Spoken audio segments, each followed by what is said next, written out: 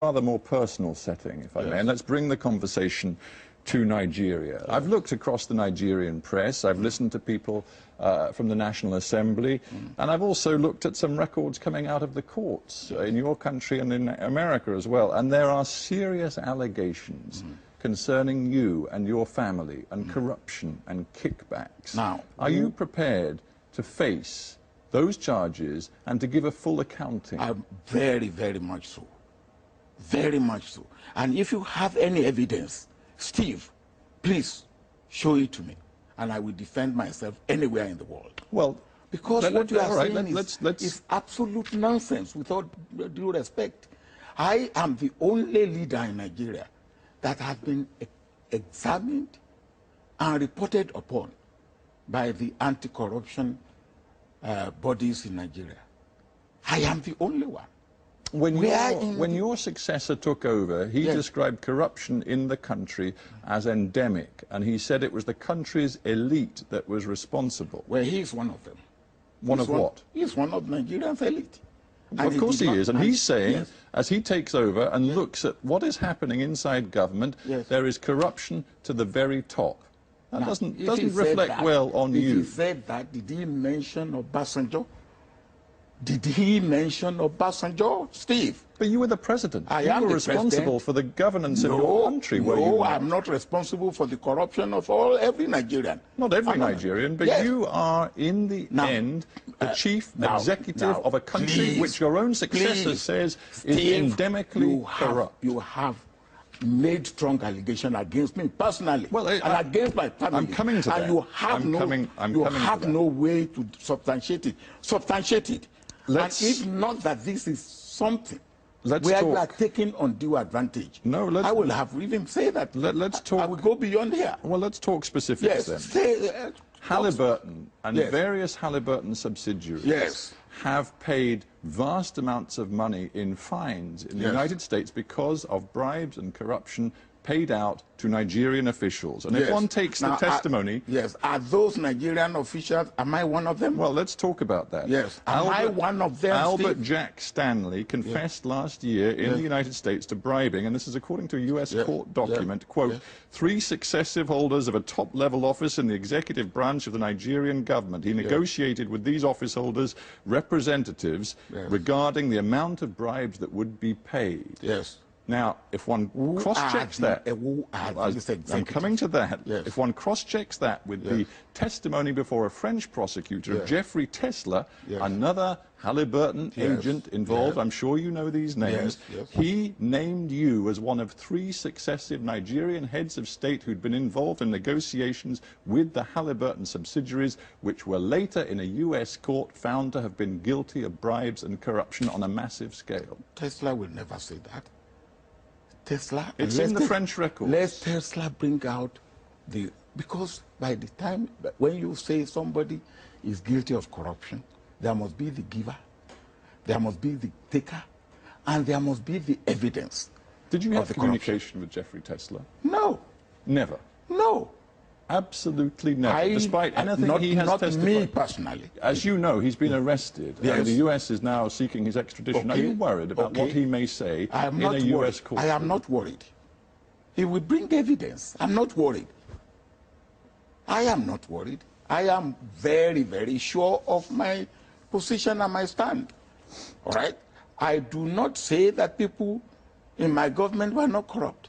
But I am. Well, let's stop you just there. Are you saying that people in your government were corrupt? Of course, I will not. Can you say the people in the government of any country are not corrupt? But I'm talking about senior people. I'm talking about ministers. I'm talking about your closest allies. Do you now believe some of them were corrupt? Well, my vice president had something to do with Jefferson, which is part of the case in America. I don't know whether corruption has been proved or not, but he had a question to answer. Is it not a terrible failing? We'll leave aside, perhaps for the courts to decide whether you personally can be held to account for any of this, but do you accept it was a terrible failing for you as president to see inside your government, at the very top of your government, according to your own successor, that there was rampant corruption? I do not accept that, because if in any government, somebody is found to be corrupt, the onus lie on the head of that government to bring that man to book. When I was the head of government, there's no case of corruption against any minister, any high government official. But that just shows the system doesn't work. No, I don't agree with you. But you've admitted to me that corruption was prevalent in your country when you were president. Yes. And yet not one senior official inside your federal government has been convicted of serious corruption. I do not agree with you. You don't have your facts correct. In my government, 3 ministers were charged to court. In fact, one died in the process. The Inspector General of Police was charged and convicted. The President of the Senate in my own party was charged to court. Our Minister of Education was charged to court. What more do you want? One of those people who currently is under investigation is your own eldest daughter. Yes, your own eldest daughter. Yes, what happened to my eldest daughter? She is still being investigated by the anti-corruption watchdog inside your own country. So what? Has he been Would you accept responsibility for her? No, why should I? He's old enough. He's a girl of 42 years old. Will you accept responsibility for your son at the age of 21 for whatever he does? Now, don't ask me that type of question. I found it very insulting, with all due respect. Now, you won't ask that type of question to a European leader? I think you'd find if a European leader, whose daughter was in a European Senate was accused of serious fraud charges, that would not reflect. That's an allegation. And anything can be alleged. You can be alleged to be a liar. And when it's investigated, if you are not a liar, that is the allegation goes. That's an allegation.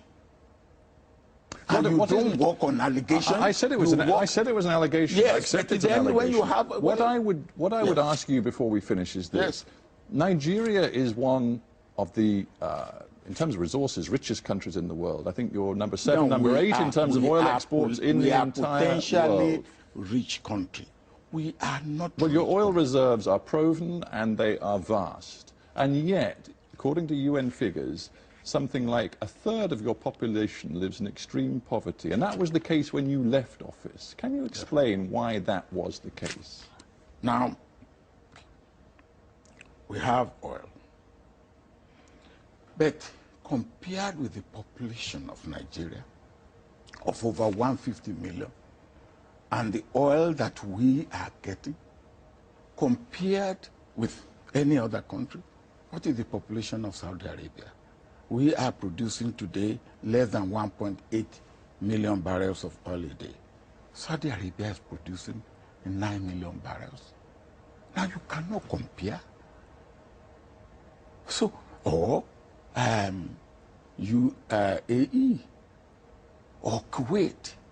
So when you make this comparison, make it in the right context. But would you accept that Nigeria has not utilized the opportunities and resources that it has? I don't agree with you. Nigeria has used the opportunities and resources that it had to the best of its ability. But I will say there have been lapses. And you can say the same thing of any country. Now, and the fact that Nigeria is fighting these lapses and is doing something about it, I think one should even say hooray to Nigeria. There are many countries where these things are covered up. In our own case, we are ready to go out and say, yes, we set up, under my own administration, 2 bodies, unlike any other country, that are fighting corruption. 2 bodies.